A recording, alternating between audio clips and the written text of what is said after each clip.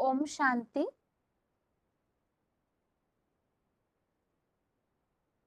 भगवत गीता श्लोक क्लास में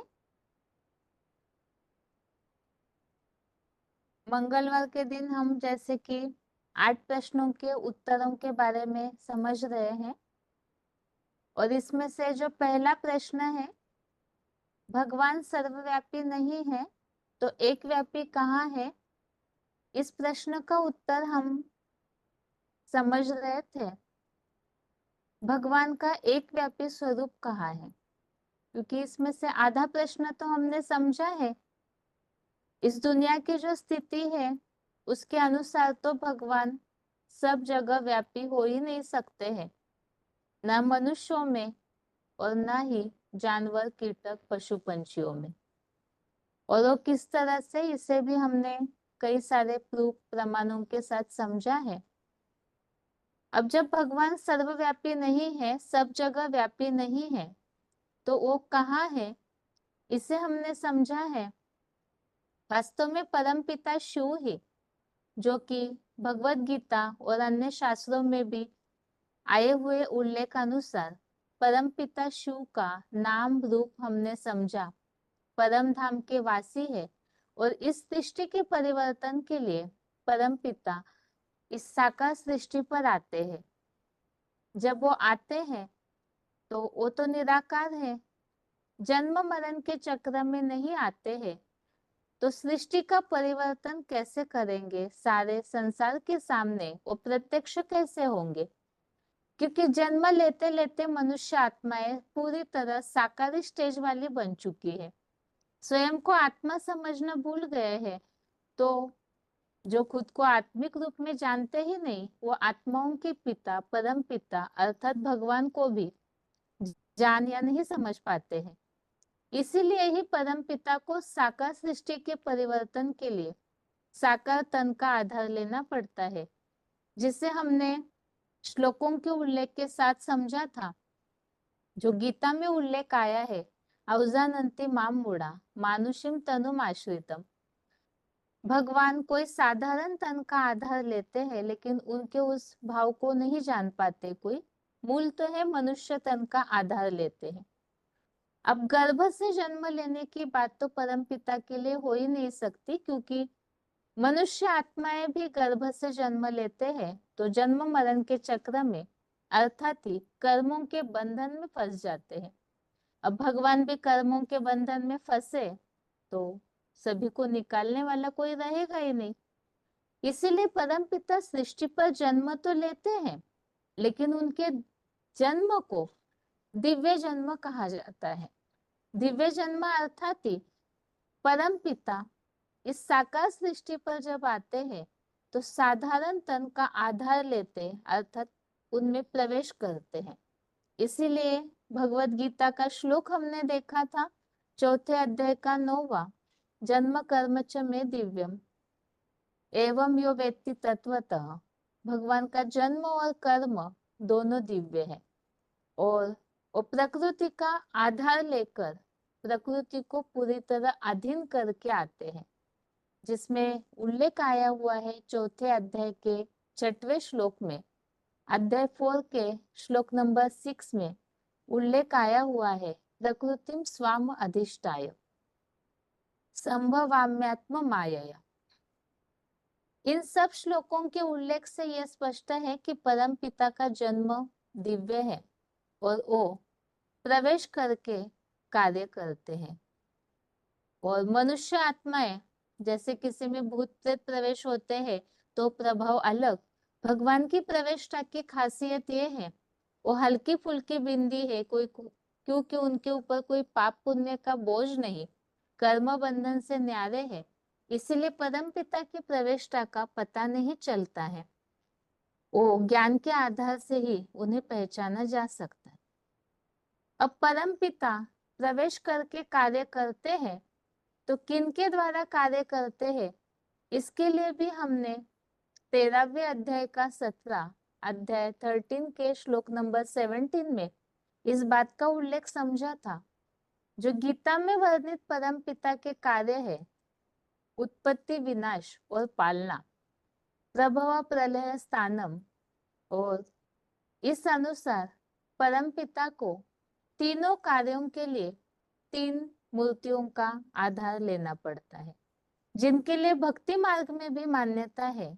ब्रह्मा, विष्णु और महेश अर्थात शंकर, ये त्रिदेव जो कि परमपिता शिव की तीन मूर्तियां गाई जाती है। इन तीनों के द्वारा परमपिता अपना सृष्टि परिवर्तन का कार्य करते हैं। वास्तव में इन्हें तो शास्त्रों के हिसाब से देवता कहा गया है, लेकिन इसे भी हमने समझा था। वास्तव में जब परमपिता शिव इस सृष्टि पर आते हैं तो ये तीनों देवताएं नहीं बल्कि साधारण मानवीय तन में होते हैं, क्योंकि जो मनुष्य है वही अपने गुणों से ऊपर उठकर देवता बनते हैं और नीचे गिरते हैं तो मनुष्य, और उससे नीचे गिर के असुर बनते हैं। परमपिता शिव जब सृष्टि परिवर्तन के लिए कलयुग के अंत में सृष्टि पर आते हैं तब यहाँ तो कोई देवता है नहीं, सभी साधारण मनुष्य है।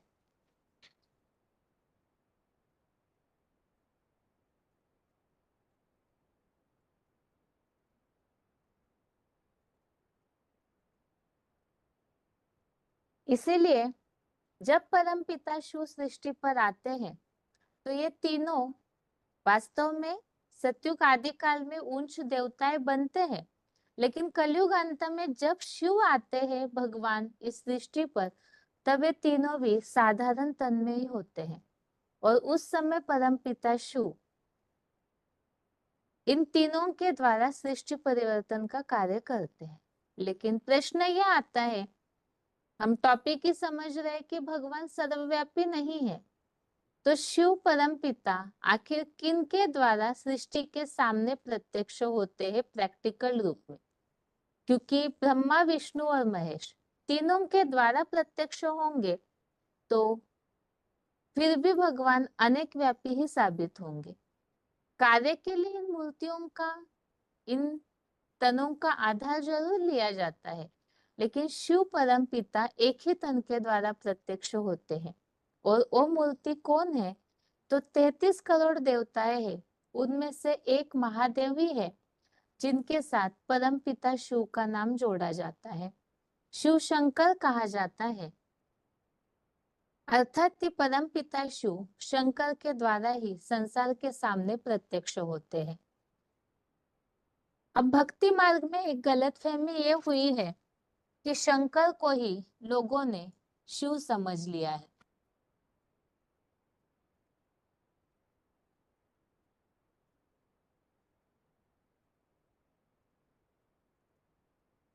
तो वास्तव में इस बात को भी हमने समझा कि शंकर जो है वो शिव नहीं है। शिव परम पिता एक तुरीय आत्मा है और वो सारी आत्माओं की तुलना में निराले हैं, जन्म मरण के चक्र में नहीं आते हैं। इस ये अंतर है, इसे समझने के लिए ही हमने कुछ उदाहरण समझे थे, जैसे कि शिवालय कहते हैं, शंकरालय नहीं कहते। शिवलिंग कहा जाता है, शंकरलिंग नहीं कहा जाता है। ऐसे ही जो उदाहरण हमने समझे थे, ये जो कुछ उल्लेख आते हैं भक्ति मार्ग में, तो इससे जैसे शिव नेत्र कहा जाता है, शंकर नेत्र नहीं कहते। शंकर को तीसरा नेत्र मिला है लेकिन उसे शिव नेत्र ही कहा जाता है। तो ये सारे अंतरों से ये स्पष्ट है, अगर शंकर और शिव दोनों एक ही होते तो शिवालय कहे चाहे शंकरालय कहे, अंतर नहीं पड़ना चाहिए। लेकिन लोग भक्त इस बात को जानते हैं, कभी भी इस तरह के उल्लेख नहीं करते, हमेशा परमपिता शिव के नाम से ही उल्लेख आता है। अर्थात वास्तव में शिव और शंकर ये दोनों अलग है, लेकिन शंकर महादेव जो परमपिता सृष्टि पर आते हैं तो एक साधारण मनुष्य तन में होते हैं। जब शिव इस सृष्टि पर आने के बाद उस तन का आधार लेते हैं तो वो पुरुषार्थी परम पिता की जो ईश्वरीय ज्ञान और सहज राजयोग की पढ़ाई है, उस पढ़ाई को अन्य जितने भी पढ़ने वाले भगवान के बच्चे हैं उनकी तुलना में सबसे आगे चले जाते हैं। इसीलिए 500 करोड़ की तो बात ही छोड़िए, 33 करोड़ जो देवी देवताएं ज्यादा मान्यता वाले हैं, उन किसी का भी नाम परमपिता शिव के साथ नहीं जोड़ा जाता है। केवल शंकर का नाम ही शिव के साथ जोड़ा है, अर्थात शिव शंकर कहा जाता है। इसका कारण क्या है? क्योंकि शिव के समान ही शंकर बनते हैं, और जब समान बनते हैं तो शिव शंकर कहा जाता है। इसमें भी खास ये है कि शंकर का नाम पहले नहीं लेते हैं, क्योंकि जो बड़ा होता है उनका नाम पहले लिया जाता है। तो परमपिता शिव बड़े हैं, इसीलिए शिव के साथ शंकर कहा जाता है। अब ऐसी क्या क्या विशेषताएं हैं जो शंकर ऐसे अपने अंदर धारण करते हैं, जिस कारण से परमपिता शिव के साथ उनका नाम जोड़ा हुआ है, और किस तरह से वो एक व्यापी साबित होते हैं, इसके कुछ प्रमाण हम पिछले हफ्तों से समझ रहे थे। और जैसे कि हमने समझा था, शंकर शिव समान निराकारी स्टेज को धारण करते हैं।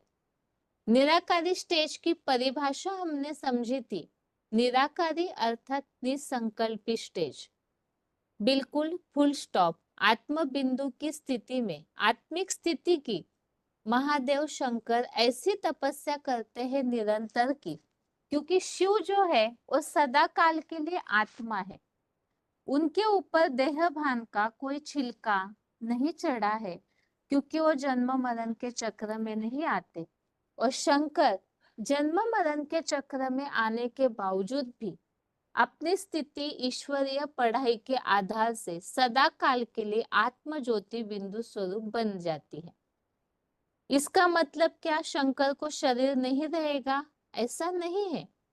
यही विशेषता है कि अपना साकार शरीर होते हुए भी निराकारी स्टेज अर्थात उनको अपने शरीर का, इंद्रियों का, देह का कोई भान नहीं होता है, अर्थात बिल्कुल सदैव के लिए आत्मिक स्टेज शरीर में रहते हुए भी, तो वह आत्मिक स्थिति की ऊंची तपस्या करता है। अभी शंकर निराकारी बने हैं। शंकर का नाम ही शिव के साथ क्यों जोड़ा? क्योंकि शिव समान बनते हैं, बाप समान बनते हैं। समान बने तो शिव शंकर को एक कह दिया। समान बनना अर्थात निराकारी बनना। निराकारी बनना अर्थात शरीर में रहते हुए सारे कर्म करते हुए भी वो हर कर्म के लेप छेप से निराले रहते हैं, अर्थात सदा काल की निसंकल्पी स्टेज, आत्म ज्योति बिंदु की स्टेज मन बुद्धि में बनाई हुई होती है। यही शंकर की विशेष तपस्या है। अब वो निराकारी स्टेज धारण किए हैं, इसका उल्लेख क्या है, इसे भी हमने समझा था। जो शास्त्रों में इस बात का उल्लेख आता है रामायण में, निराकारी स्टेज अर्थात बिल्कुल बिनु पग चले, सुने बिनु काना, कर बिनु कर्म, करे विधि नाना, आनंद रहित सकल रस भोगी, बिनु वाणी वक्ता वड़ जोगी। ये जो उल्लेख मिलता है, इसमें ये बात कही हुई है कि हाथ नहीं है तो भी कार्य करता है, बिनु पग चले, पाँव नहीं है तो भी चलता है, मुख नहीं है तो भी बड़ा वक्ता है। तो ये कैसे हो सकता है? अर्थात ही वास्तव में उनको अपने कोई भी इंद्रियों का, इंद्रियों से कर्म तो करता है, सारे स्वाभाविक जो भी कर्म है जो एक साधारण व्यक्ति करते हैं, तन, मनुष्य तन, प्रकृति का पुतला मिलने के बाद, वो सारे कर्म करते हुए भी वो बिल्कुल उपराम आत्म ज्योति बिंदु की स्टेज में ही सदैव रहते हैं। इसीलिए ये बोला है कि ये सब कुछ इंद्रिया जो है उन्हें दिखाई नहीं देती है, उनकी इंद्रिया, क्योंकि वो इंद्रियों का कर्म करते हुए भी उसके भोग स्वीकार नहीं करते हैं, मन बुद्धि से सदैव उपराम रहते हैं। अब जैसे इस बात का उल्लेख रामायण में मिलता है, तो इसी तरह का उल्लेख जो है भगवत गीता में भी एक कर्म योगी की स्टेज कैसे होती है। शंकर महादेव और सबसे अव्वल नंबर के कर्म योगी है, और कोई भी प्रकार का उनको इंद्रियों का भान नहीं रहता है। इसी बात को भगवत गीता के 5वें अध्याय के 8वें और 9वें श्लोक में भी स्पष्ट किया है। नैव किंचित करोमीति युक्तो मन्ये तत्ववित् पश्यन् शृण्वन् स्पृशन् जिघ्रन् अश्नन् गच्छन् स्वपन् श्वसन् प्रलपन्वि सृजन् गृहन् उन्मिषन्निमिषन्नपि इंद्रियाणि इंद्रियार्थेषु वर्तन्त इति धारया।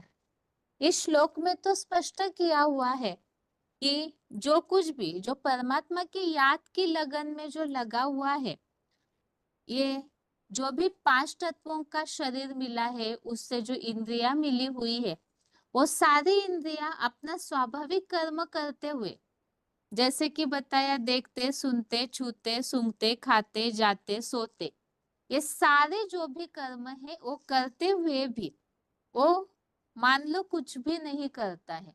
अब ये कैसे हो सकता है? करता भी है और नहीं भी करता है।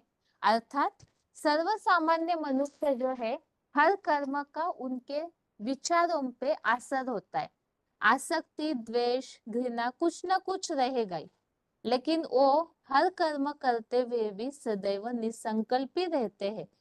तो जैसे शिव सदैव अभोक्ता है, वैसे ही शंकर महादेव भी सारे कर्म करते हुए भी इंद्रियों के भोगों से परे की स्टेज में, अर्थात आत्म ज्योति बिंदु की स्टेज में सदा काल के लिए स्थित हो जाते हैं। यही उनका सबसे बड़ा पुरुषार्थ है। अब शंकर ने शिव समान ऐसी साकार शरीर होते हुए भी निराकारी स्टेज धारण की है, उसका यादगार क्या दिखने में आता है? और यादगार हमने समझा शिवलिंग, जो कि उसको हाथ, पांव, नाक, आंख कोई भी इंद्रिया दिखाई नहीं जाती है। और ये जो इंद्रियों के भान से परे का यादगार शंकर का दिखाया जाता है, उनकी जो आत्मिक स्थिति है उसकी निशानी शिवलिंग के बीच में हीरा दिखाया जाता है, और वो शरीर की यादगार है। इसीलिए ही शंकर जो शिव समान बनते हैं, उसका एक यादगार अलग, और शंकर का जो तपस्वी रूप है वो ये सिद्ध करता है कि वो पुरुषार्थी है, ध्यान मग्न अवस्था वाला है। और जो संपन्न अवस्था की यादगार है वो शिवलिंग के रूप में भक्ति मार्ग में दिखने के लिए मिलती है। ये 2 रूप शंकर के दिखाए जाते हैं। एक तो पुरुषार्थी रूप अपूर्ण है, तब तक उन्हें याद करनी होती है, तो याद के ही ध्यान मग्न अवस्था वाले चित्र भी दिखने में आते हैं। और एक शिवलिंग की तरह बिल्कुल इंद्रियों के भान से परे शिव समान निराकारी स्टेज, जो हमने शुरू में इस बात को समझा है कि वास्तव में बिंदु का ही बड़ा आकार शिवलिंग है। तो इसी तरह से परम पिता शिव ज्योति बिंदु जिस साकार तन का आधार लेते हैं, तो वो बड़ा रूप, लेकिन वो इस तरह निराकारी स्टेज धारण कर लेते हैं। इसे ही भगवत गीता में कहा हुआ है अव्यक्त मूर्तिना। अव्यक्त मूर्ति अर्थात शरीर तो है, साकार मूर्ति तो है, मूर्तिमान तो है, साकार शरीर रहते हुए भी उनकी अव्यक्त स्टेज है। तो उसे ही कहा गया है अव्यक्त मूर्तिना, जो कि शिवलिंग को ही भगवत गीता में अव्यक्त मूर्तिना कहा है, जो शंकर के संपन्न स्टेज की यादगार है। अब भक्ति मार्ग में जब भक्तों के सामने ये प्रैक्टिकल रूप शिव शंकर महादेव का प्रत्यक्ष होता है, तो वो इतनी निराकारी स्टेज उनकी होती है शिव समान, कि कोई भी शिव और शंकर में अंतर ही नहीं कर पाते हैं। तो इसीलिए भक्ति मार्ग में शिव शंकर को मिला के एक किया है। अभी आज के क्लास में इसी से आगे और बातें हम नहीं समझते हैं, कुछ वीसीडी पॉइंट्स के वीडियोस के साथ, जिससे ये बात स्पष्ट हो जाएगी कि शंकर ने आखिर क्या ऐसा पुरुषार्थ किया है जो कि शिव समान उनका नाम माना जाता है, और वही भगवान का एक व्यापी स्वरूप कैसे सिद्ध होते हैं। इसके लिए भी हम आज के क्लास में कुछ पॉइंट सुनेंगे। अभी आगे है इसी टॉपिक से कनेक्टेड आज का टॉपिक। अब जैसे अभी एक हमने लास्ट में टॉपिक समझा, शंकर का एक अपूर्ण स्वरूप है, पुरुषार्थी स्वरूप, उसका भी यादगार दिखने में आता है, और एक संपूर्ण रूप है उसकी भी यादगार दिखने में आती है। इसी संबंधित पॉइंट है VCD नंबर 1010, VCD नंबर 1010। पहले पहले जो प्राचीन मंदिर थे उनमें शिव के साथ शंकर की मूर्ति भी रखी जाती थी। अभी भी कहीं कहीं ऐसे मंदिर है। इससे क्या साबित होता है? शिव की जो स्टेज है, प्रैक्टिकल स्टेज, वो संपन्न पुरुषार्थ की स्टेज है, और शंकर जो याद में बैठा हुआ है वो संपन्न पुरुषार्थ की स्टेज है या अधूरे पुरुषार्थ की। याद में क्यों बैठा हुआ है? याद में बैठा हुआ है इसका मतलब अपने से ऊंचे को याद कर रहा है, उससे भी ऊंचा कोई है। बाप समान तो नहीं बना, कौन? शंकर। याद में बैठा है इसका मतलब बाप समान नहीं बना।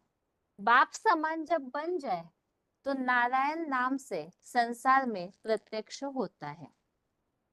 तो यहाँ बताया है, एक तो शंकर के अपूर्ण रूप की यादगार, जो मंदिरों में शंकर, शिव के साथ शंकर की मूर्ति रखी हुई है। तो शिव की जो स्टेज है वो प्रैक्टिकल स्टेज, संपन्न पुरुषार्थ की स्टेज। शिव तो बने बनाए है ही, परमपिता शिव, और शंकर याद में बैठा है, मतलब वो पुरुषार्थ कर रहा है, अर्थात अपने से ऊंचे को याद कर रहा है, तो वो उनके अपूर्ण स्वरूप की यादगार है। अगला पॉइंट है VCD नंबर 1151, VCD नंबर 1151। जब तक वो शिव समान स्टेज नहीं होती है तब तक शंकर को ध्यान मग्न बैठे हुए दिखाया जाएगा। क्या? याद में बैठा हुआ है ना, जो याद में बैठा हुआ है वो अपने से ऊंचे को याद करेगा कि अपने को याद करेगा, अपने से ऊपर वाले को याद करता है। याद करता है माना अधूरा है या शिव समान अधूरा है। आगे है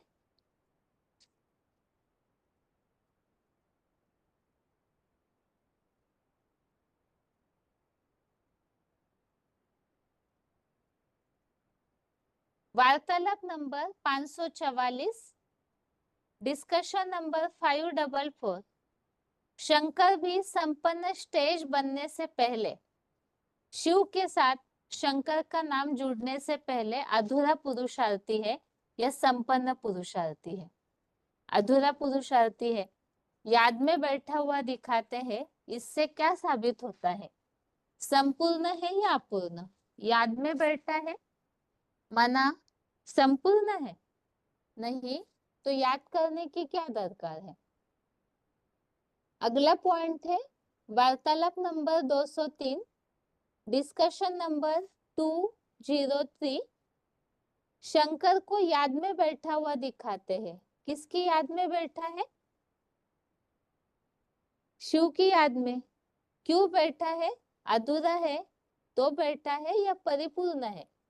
तपस्या में बैठा है तो जरूर उसकी आत्मा तपस्या करने वाली है ना।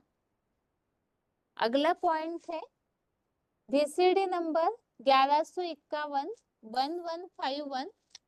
अधूरा है जब तक याद है, जब संपन्न बन जाएगा तो उनके जो चित्र है, चरित्र है, जो चित्रों में दिखाए जाते हैं, शास्त्रों में दिखाए जाते हैं, ढेर सारी शिव की कथाएं दी हुई है, और सारी कथाएं उनके संपन्न स्वरूप की यादगार है।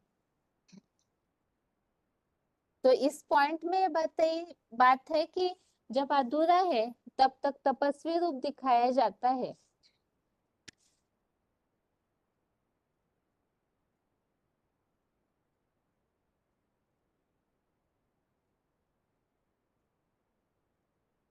और जब संपन्न रूप बन जाता है तो उनका यादगार भक्ति मार्ग में संपन्न रूप का भी दिखने में आता है। वो क्या यादगार है उससे आगे समझते हैं।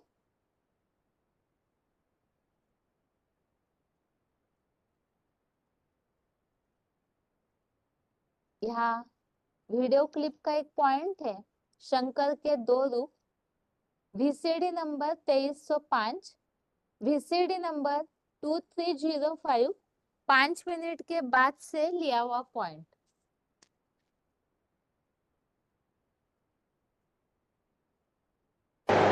निराकार आत्मा शरीर धारण किए बगैर कोई कार्य कैसे कर सकती है?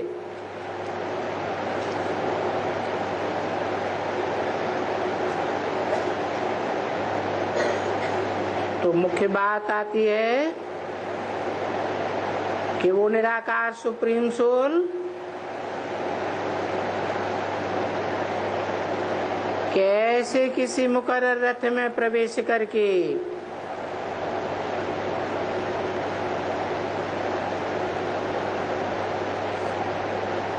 अपने साकार सो निराकार स्वरूप का परिचय देता है। जिस साकार सो निराकार को शास्त्रों में अव्यक्त मूर्ति कहा है। मूर्ति माने साकार,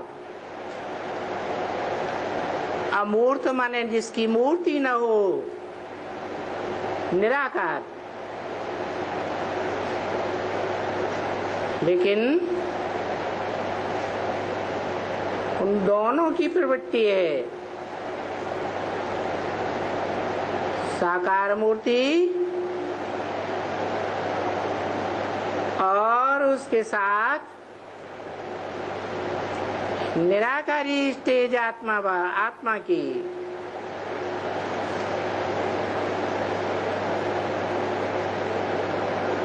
जो संपन्न स्टेज कही जाती है,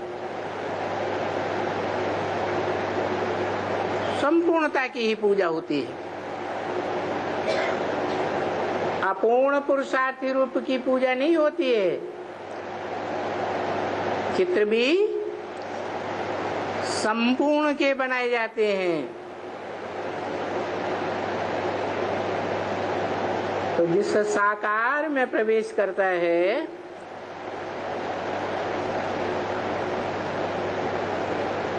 वो पहले तो अधूरा पुरुषार्थी ही है।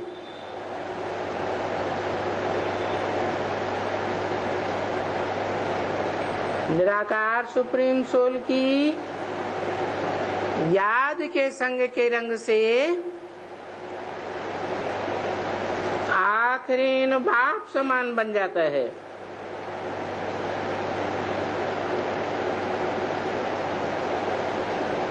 तब उसकी मंदिरों में पूजा होती है।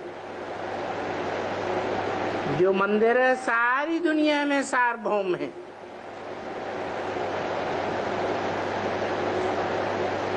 शिवलिंग के रूप में जाने जाते हैं।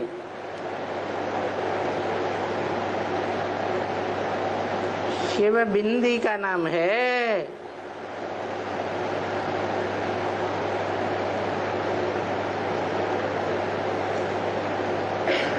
उसका नाम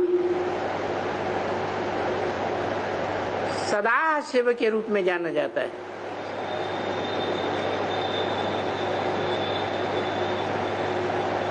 सदा माने अविनाशी।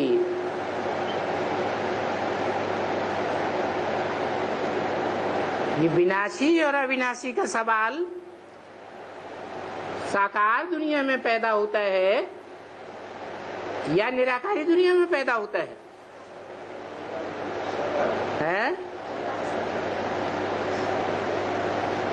इसका मतलब है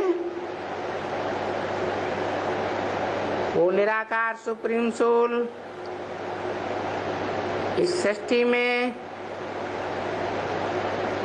जब किसी साकार मुकर्रर रथ में आता है तो उस आत्मा को आप समान निराकार बनाता है। या तो यूं कहें वो आत्मा अपने और बाप के स्वरूप को जान करके स्वयं अपने पुरुषार्थ से निराकारी स्टेज को धारण करती है।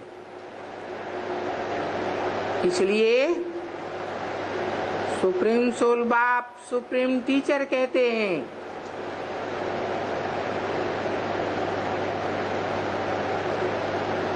कि बच्चे,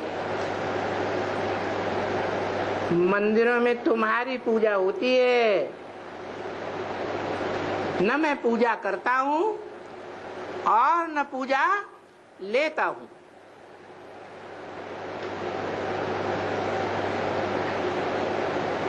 वो चाहे 33 करोड़ देवताओं में से कोई आत्माएं हों, या तो देव आत्माओं में महादेव हो,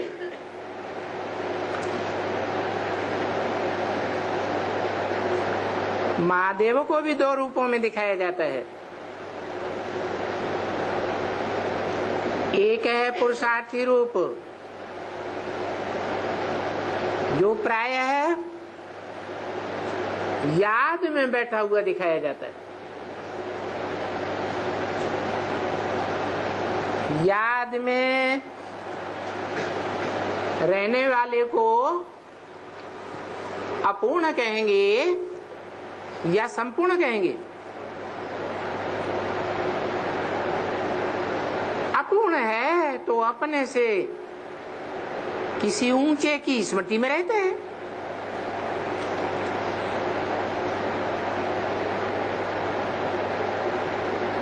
संपूर्ण बनने के बाद याद करने की जरूरत नहीं है।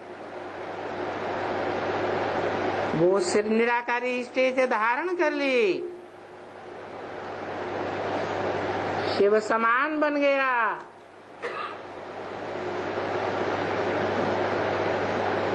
तो उसके शरीर को भी और उसकी आत्मा को भी नाम दिया जाता है शिवलिंग। शिव अर्थात कल्याणकारी। कोई भी हालत में कल्याणकारी।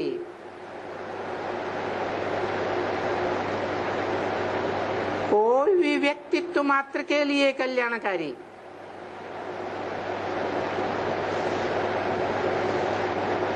अकल्याण का सवाल ही पैदा नहीं होता। विश्व कल्याणकारी बाप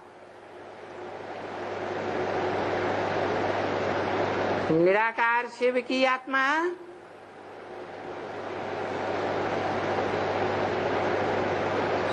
सिर्फ आकर के निराकार का निराकारी वर्षा देती है।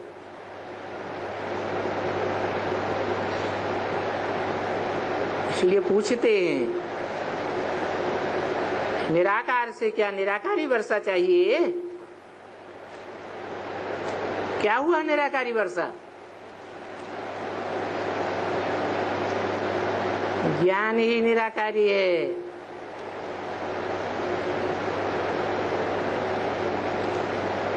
वो सुप्रीम सोल बाप जो जन्मण के चक्र से न्यारा है, वो है क्या चीज?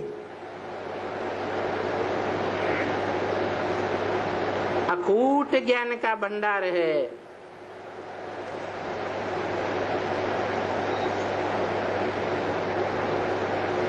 और इस सृष्टि पर आता है तो ज्ञान ही देता है। ज्ञान माने जानकारी।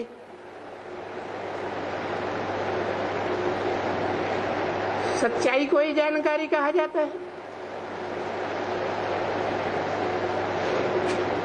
सत्य को ही भगवान कहा जाता है। कहते भी हैं God is truth, truth is God.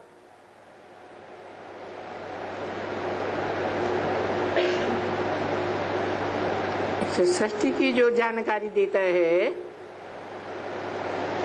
सृष्टि के आदि मध्य अंत की जानकारी देता है, आत्माओं को अपनी अपनी जानकारी देता है।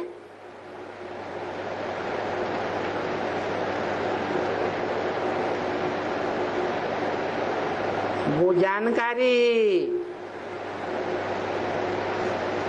उस निराकार आत्माओं के बाप निराकार शिव की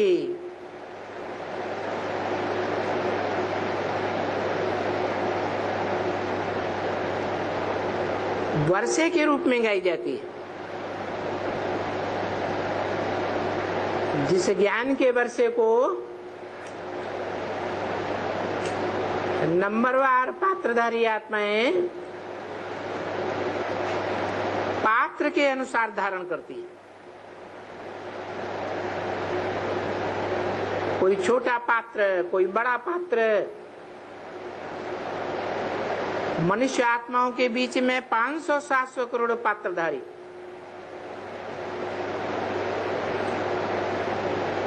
इस सृष्टि में महामृत्यु के समय तक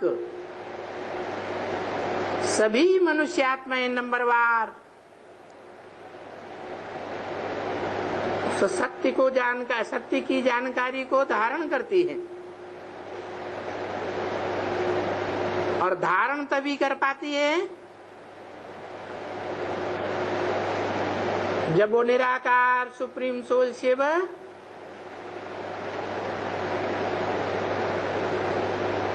मनुष्य सृष्टि के बाप को पहचान लेती है।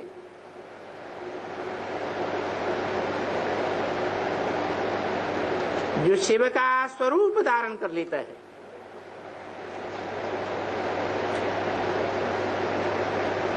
संपूर्ण ज्ञान को धारण कर लेता है।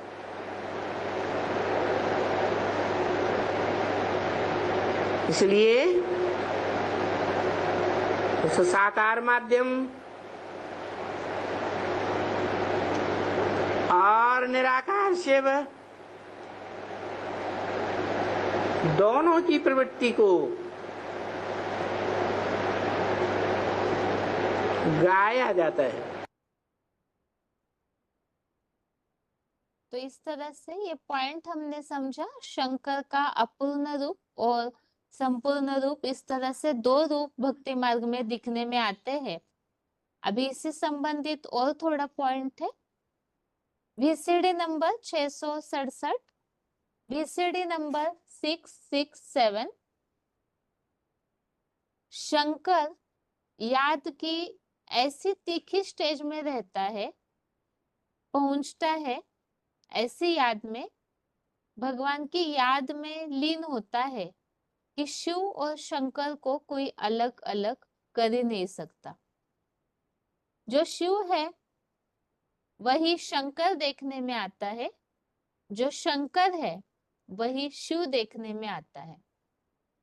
नहीं तो शंकर याद में बैठा हुआ है, अपने से ऊंचे की ही याद की जाती है।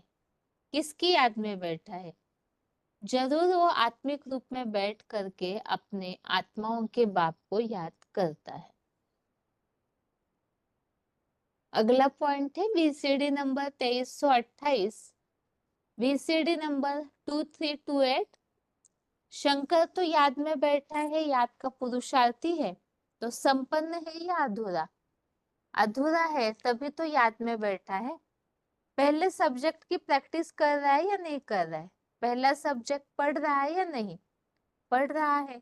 जब पहला सब्जेक्ट 100% पास कर लेता है तब उसकी यादगार बनती है संसार में। जो यादगार सारी दुनिया में खुदाइयों में लिंग मूर्तियों के रूप में मिली है। दुनिया में शिवलिंग के सबसे जास्ती मंदिर है, वो सार्वभौम है, जो इंद्रियों वाले शंकर के निराकारी रूप की यादगार है। और निराकारी रूप भी कैसा? साकारी लिंग, बड़ा रूप, तो निराकारी हीरा रूप जो सोमनाथ मंदिर में भक्ति मार्ग में सतो प्रधान यादगार दिखने में आता है। तो यहाँ दो बातें बताई। एक तो जो बताया कि शंकर का जो निराकारी रूप है उसका यादगार जो साकारी लिंग बड़ा रूप, और जो शिवलिंग में ही जो लिंग है वो वास्तव में शंकर की यादगार है, उनके साकार शरीर की। और उसके बीच में जो हीरा दिखाया जाता है वो बताया, वो निराकारी हीरा रूप जो सोमनाथ मंदिर में भक्ति मार्ग में सतो प्रधान यादगार दिखाई जाती है। अभी आगे शंकर याद के पुरुषार्थ से किस तरह संपन्न बनकर शिव समान बनते हैं और उनकी यादगार अव्यक्त मूर्ति ना किस तरह से प्रसिद्ध हो जाती है, या जो गीता में वर्णित है उस अनुसार वो अपनी स्टेज कैसे बनाते हैं इंद्रियों के भान से परे की, इससे संबंधित आगे पॉइंट्स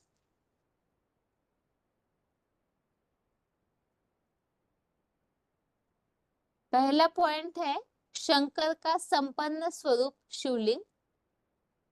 शंकर का संपन्न स्वरूप ही शिवलिंग है। बीसीडी नंबर 2319 2319 1 घंटा 19 मिनट 1 आवर 19 मिनट्स के बाद से लिया हुआ पॉइंट। तो जो एक ही सत्य है इस मनुष्य सृष्टि में, उसके लिए शास्त्रों में गायन है कि उसका कभी मृत्यु नहीं होती और उसका साकार रूप में कभी जन्म भी नहीं होता माता के गर्भ से। वो अजर अमर अविनाशी है। अमरनाथ गाया हुआ है। किसका नाथ? अमर माने जो मरते ही नहीं, मन देवात्मा।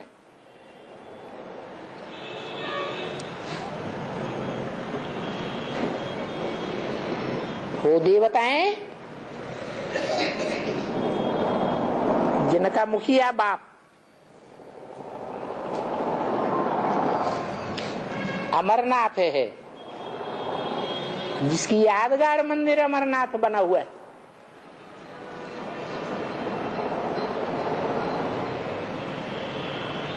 ऊंचे से ऊंचे पहाड़ पर बना हुआ है।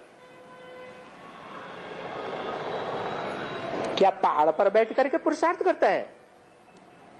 पहाड़ माने है ऊंचे की ऊंची निराकारी स्टेज में पहुंच जाता है। जिस निराकारी स्टेज की यादगार है शिवलिंग। परंतु शिव बाप कहते हैं ब्रह्मा के मुख से कि मैं न पूज्य बनता हूं और न पुजारी बनता हूं। तो अमरनाथ में जो शिवलिंग है, या दुनिया में भी जहां कहीं शिव के मंदिरों में शिवलिंग है, वो कौन सी आत्मा की यादगार है? क्योंकि शिव तो कहता है कि मैं न पूज्य बनता हूं और न पुजारी बनता हूं। तो शिवलिंग किसकी यादगार है? कौन सी आत्मा की यादगार है? ऐसी कोई साकार मनुष्य आत्मा है जो निराकार बाप की बताई हुई ज्ञान की युक्ति के द्वारा अपन को आत्मा समझ निराकारी स्टेज को धारण करती है। जब संपन्न निराकार बन जाता है तब उसकी यादगार बनती है साकारी लिंग,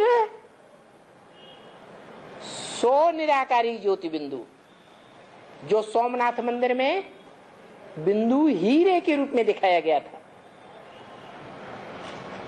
लेकिन हीरा तो पत्थर होता है, नहीं होता। तो शिव की उपमा पत्थर बुद्धि से देंगे क्या? है? शिव पत्थर बुद्धि है जो सोमनाथ मंदिर में हीरे के रूप में दिखाया गया है। तो कौन है वो हीरो हीरा? है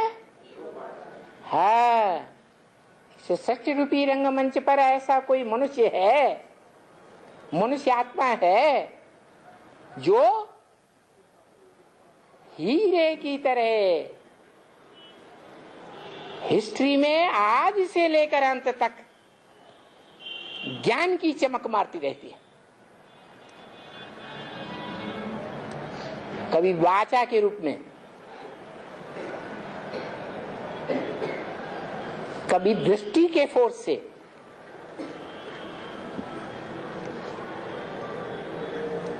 कभी इंद्रियों के कर्म से, प्रैक्टिकल में, सृष्टि में पावर लेती हुई, देती हुई दिखाई जाती है।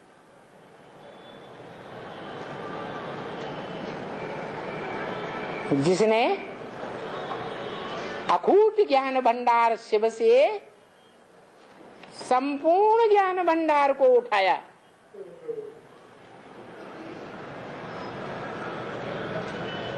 वो संस्कार उस आत्मा में 5000 वर्ष तक जीवित रहते हैं। इसलिए हीरो पार्टधारी कहा जाता है। हीरो पार्टधारी, चाहे पहला सीन हो ड्रामा का, दूसरा सीन हो, तीसरा सीन हो, चौथा कलयुगी सीन हो, चारों युगों में हीरो का पार्ट बजाएगा या नीचा पार्ट बजाएगा? हीरो पार्टधारी है। आगे है, ये जो हीरो पार्टधारी है, जैसे कि अभी हमने समझा, ऐसी स्थिति के आधार से वह संपन्न बन जाते हैं। तो शिवलिंग के रूप में वो ऐसी निराकारी स्टेज धारण करते हैं जिसका यादगार शिवलिंग के रूप में दिखाया जाता है। यह शिवलिंग ही गीता में अव्यक्त मूर्तिना के रूप में उल्लेख आया हुआ है। शिवलिंग ही शंकर के निराकारी स्टेज की यादगार अव्यक्त मूर्तिना है। VCD नंबर 2299 2299 48 मिनट 48 मिनट्स के बाद से लिया हुआ पॉइंट है।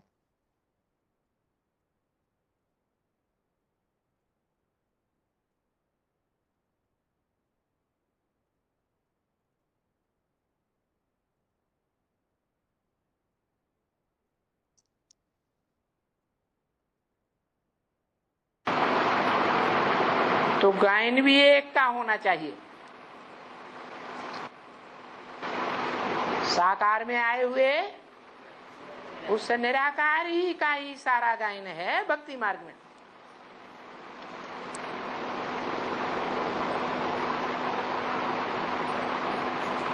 तो यादगार मंदिर भी सबसे जास्ती उसी के बनते होंगे, मूर्ति भी उसी की जास्ती सबसे जास्ती बनती होगी। वो कौन सी मूर्ति है? पूजी जाने वाली।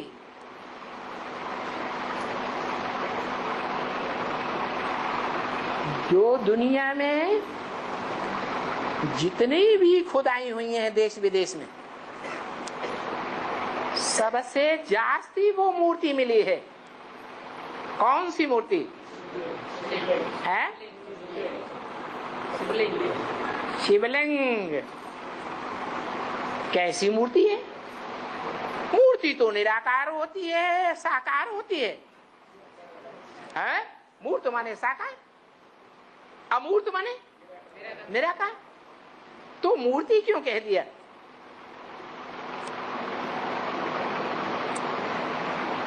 गीता में आया है उस मूर्ति के लिए। ये सारा संसार उस अव्यक्त मूर्ति से विस्तार को पाया है। मूर्ति तो है लेकिन अव्यक्त मूर्ति है। उस मूर्ति में 10 इंद्रियां नहीं दिखाई देती हैं,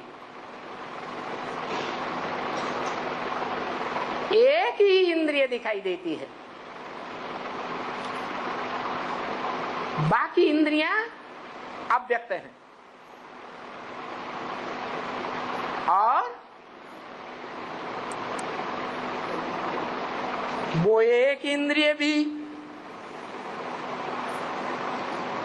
पुरुषार्थ करने वाले, याद करने वाले बड़े से बड़े देवता की मूर्ति नहीं कही जाती है। क्या नाम देते हैं? शंकरलिंग। क्या लिंग? शिवलिंग। इसका मतलब है कि शिव को तो इंद्रियां होते ही नहीं। शरीर के आधार पर शिव साकार है जो इंद्रियां होंगी? है साकार? नहीं। फिर शिवलिंग क्यों कहा जाता है? क्योंकि जिस लिंगधारी साकार मनुष्य में प्रवेश करता है वो अपने पुरुषार्थ से बाप समान शिव की स्टेज को प्राप्त कर लेता है। बाप भी कहते हैं मैं तुम बच्चों को आप समान नंबरवार बनाता हूं, निराकारी, निर्विकारी, निरहंकारी। तो भले वो लिंग मूर्ति साकार की ही है, परंतु वो साकार आत्मा भी पुरुषार्थ करते करते याद का ऐसी स्टेज धारण करती है कि उसे एक निराकार शिव ज्योति बिंदु के अलावा कोई साकार इंद्रिय की याद नहीं रहती है। वो स्वयं ही शिव समान बन जाता है। इसलिए इस मनुष्य सृष्टि में साकार रूप धारण करने वाला एक ही मनुष्य रूप दिखाया जाता है। कौन? शंकर। लिंग रूप में दिखाया जाता है, साकार बड़े रूप में दिखाया जाता है, परंतु उसकी मन बुद्धि रूपी आत्मा की अंदरूनी स्टेज निराकारी है, साकारी स्मृति में नहीं है। तो निराकार ज्योति बिंदु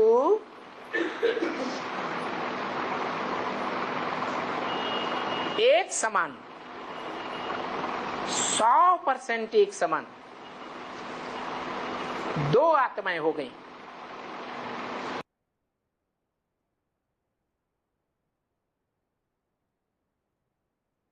अभी जैसे कि हमने समझा कि शंकर जो है वो याद में रहते रहते इस तरह से निराकारी स्टेज बना लेते हैं, शिव समान स्टेज, जिसका यादगारी शिवलिंग अर्थात अव्यक्त मूर्ति ना, अर्थात उन्हें अपनी इंद्रियों का कोई भान नहीं रहता है। तो जिस तरह से वो निराकारी स्टेज बना लेते हैं, इसी के लिए अगला पॉइंट है साकारी सो निराकारी स्वरूप शिवलिंग। VCD नंबर 2326, VCD नंबर 2326, 1 घंटा 37 मिनट 1 आवर 37 मिनट्स के बाद से लिया हुआ पॉइंट। तो शरीर के आधार पर कोई आत्मा याद में ऐसी टिक करके आत्मा और शरीर दोनों से इतनी उज्जवल हो जाएगी, इतनी सुंदर हो जाएगी कि दुनिया का कोई भी धर्म पिता के उसकी समानता नहीं कर सकता। जैसे गुरु नानक को देखो, कितना सुंदर चेहरा दिखाई पड़ता है। क्राइस्ट को देखो, ध्यान से देखो, सुंदरता दिखाई पड़ती है या नहीं दिखाई पड़ती है? महात्मा बुद्ध को देखो, चेहरे में वो रूहानी आप दिखाई देती है या नहीं दिखाई देती है? तो सुंदर हुए ना। अपने धर्म के जितने भी फॉलोअर्स हैं उनके बीच सुंदर हुए, लेकिन 500 करोड़ के बीच कोई सुंदर हो, धर्म पिताओं का भी बाप हो, बापों का भी बाप हो, वो तो एक ही मनुष्य सृष्टि का बीज रूप बाप है। वो बीज रूप बाप जब याद की संपन्न स्टेज पर पहुंचेगा तो कितना सुंदर होगा, इतना सुंदर होगा कि जो झाड़ के चित्र के ऊपर बैठा हुआ दिखाया गया है कि विनाश के काल में सारी मनुष्य आत्माएं उसी को याद कर रही होंगी। किसको? किसको? उसी एक बाप को, मनुष्य सृष्टि के बाप को याद कर रही होंगी। कैसी स्टेज में? साकारी सो निराकारी। शिव बाबा को याद कर रही होंगी या किसी और को याद करेंगी? एक ही शिव बाबा की याद में सभी मनुष्य आत्माएं याद करके कम से कम एक जन्म की जीवन मुक्ति जरूर प्राप्त करेंगे। करेंगी या नहीं? करेंगी। तो देखो, वो शिवलिंग है जो भारतवर्ष में गांव-गांव में, शहर-शहर में, सारे भारत में उसकी पूजा होती है और सारी दुनिया में खुदाइयों में वो ही लिंग मूर्तियां सबसे जास्ती तादाद में मिली। वो मूर्ति भी है, मूर्ति माने मूर्तमान, साकार भी है, बड़ा है ना, और निराकार भी है, माने निराकारी स्टेज में टिका हुआ है। देह की इंद्रियों की स्मृति नहीं है। उसका जो असली रूप है वो सोमनाथ के मंदिर में सात्विक रूप दिखाया गया। क्या दिखाया गया? लिंग, बड़ा रूप, शरीर, जिसमें याद की स्टेज में इंद्रियां जैसे कि है ही नहीं। जो संपन्न स्टेज होगी कैसी बनेगी? है कानों से सुनते हुए भी नहीं सुनना, दुनिया ग्लानि करती रहे। एक कान से सुना, दूसरे कान से निकाल दिया, क्योंकि दुनिया अज्ञानी है, इनकी बातों को क्या सुनना। जो अज्ञानी है वो तो अज्ञान की बातें ही करेंगे। अज्ञानी है वो ग्लानि ही सुनाएंगे या ज्ञान सुनाएंगे? अज्ञानी तो ग्लानि ही सुनाएंगे। तो उनके ऊपर क्या ध्यान देना? आंखें देखते हुए भी न देखें। क्या कहा? आंखें देखते हुए भी न देखें। क्या करें? किसको देखें? अपने बाप को देखें। है? हाँ। कान अगर सुने तो अनेकों की बातें न सुने। किसकी सुने? एक बाप की बात सुने और धारण करें। दूसरों की बातें एक कान से सुने, दूसरे कान से निकाल दे। इसलिए मुरली में बोला क्या? एक से ज्ञान सुनना चाहिए, अनेकों से सुना तो ज्ञान व्यभिचारी हो जाएगा। आगे है अगला पॉइंट। शिवलिंग में जो लिंग है वो शरीर की यादगार है। अव्यक्त मूर्ति ना जो गीता में कहा हुआ है, तो वो शंकर के निराकारी स्टेज संपन्न स्वरूप की यादगारी शिवलिंग है। उसमें जो शरीर है उसकी यादगार शिवलिंग के रूप में, और उसके बीच में जो हीरा दिखाया जाता है वो उनके आत्मा के संपन्न स्टेज की यादगार है। VCD नंबर 2400, VCD नंबर 2400 2 घंटा 7 मिनट 2 hours 7 minutes के बाद से लिया हुआ पॉइंट।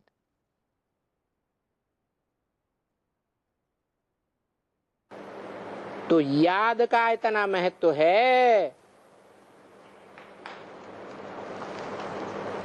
ये है परमपिता की याद। परंतु 63 जन्मों में जो याद किया है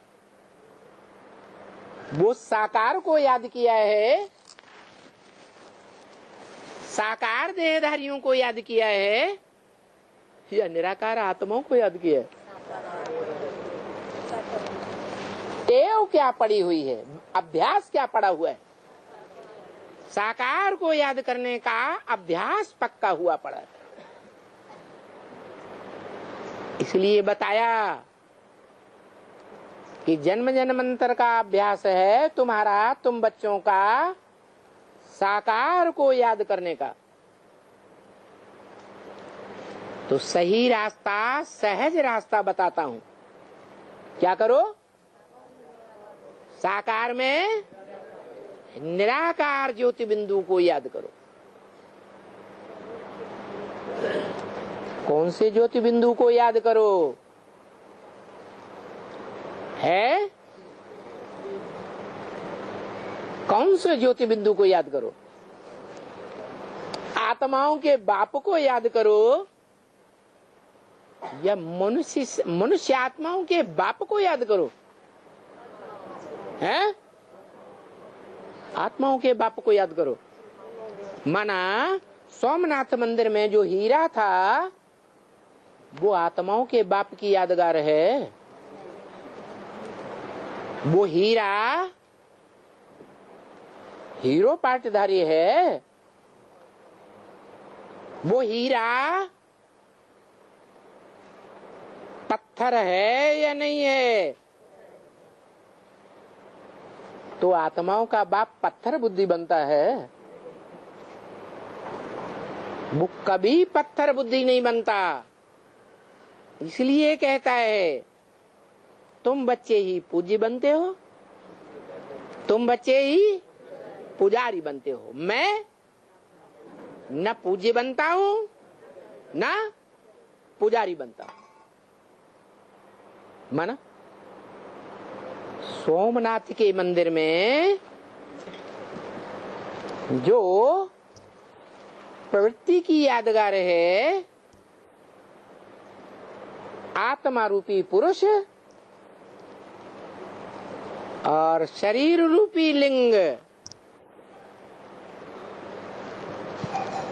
शरीर माने 5 तत्वों का पुतला,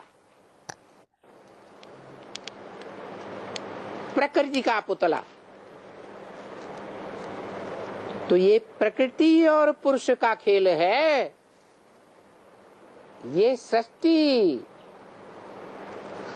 निवृत्ति का खेल नहीं है। सृष्टि कैसे चलती है? प्रवृत्ति से चलती है। तो इस प्रवृत्ति मार्ग का बीज कौन है? त्वमेव माता च पिता त्वमेव। उसका सात्विक रूप का यादगार सोमनाथ मंदिर में दिखाया। वो सोमनाथ मंदिर में जो हीरा है वो हीरो पाटधारी आत्मा की यादगार है, जो पुरुषार्थ की अंतिम स्टेज में याद करते करते क्या बन जाता है? हैं? शिव ही बन जाता है, शिव समान। क्या कहें? शिव समान बन जाता है या शिव बाप बन जाता है? शिव समान बन जाता है। यही बात मुसलमान भी कहते हैं। आदम को खुदा मत कहो। आदम खुदा नहीं, लेकिन खुदा के नूर से आदम जुदा नहीं। जो खुदा का नूर है वही आदम का नूर है। इसीलिए तुलसीदास ने कहा, जे ही जानऊ ते ही देव जनाई, और जानत तुम ही हुई जाई। क्या कहा? किससे कहा है? तुलसीदास ने रामायण में कहा। किससे कहा? जिसको वो भगवान मानता है उससे कहा। क्या कहा? यही जानो हो तुम। यही माने जिसको, जानो हो माने जानते हो, तीनों कालों से जानते हो। वो तीनों कालों से किसको जानता है? वो त्रिकालदर्शी तीनों कालों से किसको जानता है? तीनों कालों में कौन सी ऐसी आत्मा है जो तीनों कालों में इस सृष्टि रूपी रंगमंच पर प्रेजेंट रहती है, हाजिर रहती है? ब्रह्म वाक्य मुरली में ही बोल दिया, इस सृष्टि पर सदा कायम कोई चीज है नहीं। सदा कायम एक शिव बाबा ही है। इस तरह से आज के क्लास में हमने इन्हीं बातों को यहाँ पॉइंट्स के द्वारा समझा है कि जिस तरह से शंकर शिव समान बनते हैं, तो शिव समान बनते हैं याद के आधार से। जितना याद करते हैं उस आधार से वो शिव की तरह ही निराकारी स्टेज धारण करते हैं। और शंकर ने निराकारी स्टेज धारण की है, उसी का यादगार ही भक्ति मार्ग में और भगवत गीता में अव्यक्त मूर्तिना के रूप में दिखाया है, अर्थात शिवलिंग के रूप में, जिसमें हाथ पांव नाक आंख आदि इंद्रियां नहीं होती है। तो वो जो न इंद्रिया होना अर्थात वास्तव में वो निराकारी स्टेज की यादगार है। सारे कर्म करते हुए भी सर्व सामान्य मनुष्यों की तरह वो इंद्रिय भान में, इंद्रियों के भोगों में उलझी हुई नहीं रहती है। ऐसी बाप समान निराकारी स्टेज को शंकर वाली आत्मा बना लेती है। वास्तव में वो एक ही ऐसा पुरुषार्थी है जो परमपिता के पढ़ाई को अपने में पूरी तरह से धारण कर लेते हैं, आत्मसात कर लेते हैं। और इसीलिए ही एक परमपिता शिव का जो नाम है वो केवल शंकर के साथ ही जोड़ा जाता है। आज के क्लास में तो हमने पॉइंट्स के द्वारा इन कुछ बातों को समझा है कि आखिर शंकर ही एक व्यापी स्वरूप क्यों है परमपिता का। अगले हफ्ते के क्लास में हम भगवत गीता में आए हुए श्लोकों के आधार से और भी ऐसी बातें समझेंगे, किस तरह से ये शंकर महादेव ही परम पिता जैसे सारी सृष्टि के पिता है, ऐसे ही शंकर महादेव भी इसी निराकारी स्टेज के द्वारा सारी सृष्टि की उत्पत्ति करने के कैसे निमित्त बनते हैं, जो शास्त्रों में भी कहा है कि वो आदि देव है। और धर्म वाले भी, केवल यहाँ हिंदू धर्म की बात नहीं, सब धर्म वाले ही शंकर के इस स्थिति को स्वीकार करते हैं, तो उन्हें आदम एडम आदि देव आदिनाथ के रूप में भी जाना जाता है, जो भगवत गीता में आया हुआ है त्वमादि देव पुरुष पुराण। तो वो आदि देव है, तो कैसे आदि बनते हैं और सारी सृष्टि कैसे उन्हीं से सृजन होती है। जो परम पिता शिव और शंकर का ये जो कॉम्बिनेशन मिलाप है, उससे ही सारी सृष्टि के परिवर्तन की शुरुआत कैसे होती है, इसे हम अगले हफ्ते के क्लास में समझेंगे।